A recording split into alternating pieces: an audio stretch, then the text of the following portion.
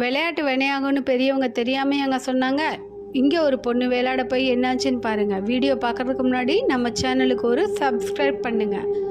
இங்கே ஒரு பொண்ணு சார்லிங்கிற கேமை அவள் ரூமில் உட்காந்து விளையாட ஆரம்பிக்கிறா. அப்போ அவள் சார்லி நீ இங்கே இருக்கியான்னு கேட்குறா. அதுக்கு அது ஆட்டோமேட்டிக்காக எஸ்ன்னு வந்து நிற்கிது. உடனே ஒரு சிரிப்பு சத்தம் கேட்குது. பக்கத்தில் திரும்பி பார்த்தா பெட்ஷீட்டுக்கு அடியில் ஏதோ ஒரு உருவம் படுத்திருக்கிற மாதிரி இருக்குது.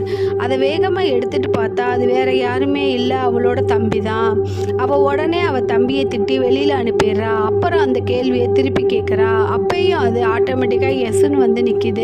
அதுக்கு அடுத்த கேள்வியா அவளோட எக்ஸாமில் அவள் பாஸ் ஆவாளான்னு கேட்குறா. அதுக்கு அது நோன்னு வந்து நிற்கிது.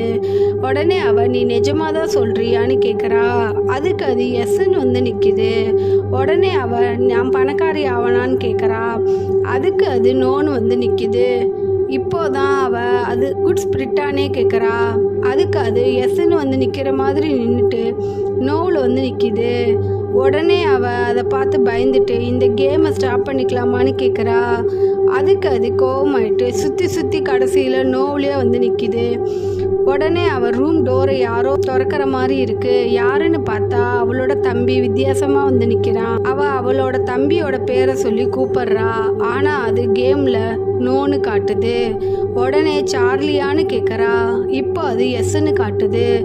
அப்புறம் அவளோட தம்பி அவளை கொல்றதுக்காக கிட்ட வரான். கண்ணை மூடி திறந்து பார்த்தா ரூமுக்குள்ளே யாருமே இல்லை. ஆனால் அவளோட பெட்டுக்கு அடியில் இருந்து சத்தம் கேட்குது. யாருன்னு எட்டி பார்த்தா அவளோட தம்பியோட நிழல் மட்டும் பெருசாகிட்டே இருக்கு. அது அப்படியே அவளை வந்து கொல்லுது.